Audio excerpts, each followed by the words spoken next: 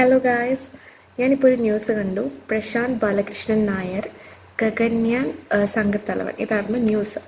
So അത് കണ്ടപ്പോൾ എനിക്ക് ഒരു മലയാളി, ഒരു കേരളൈറ്റ്, ഒരു ഇന്ത്യൻ എന്നുള്ള നിലയിൽ ഭയങ്കരമായിട്ട് സന്തോഷം തന്ന ഒരു ന്യൂസായിരുന്നു അത്. So I was like just going through the comments and അതിൽ വന്നിട്ട് ആൾക്കാർ റിലീജിയനോ പിന്നെന്താ പൊളിറ്റിക്സ് പിന്നെ കാസ്റ്റ് ഒക്കെ മിക്സ് ചെയ്തിട്ടാണ് ഈ കമൻസ് ഫുൾ ഇടുന്നത്. എനിക്ക് മനസ്സിലാവുന്നില്ല.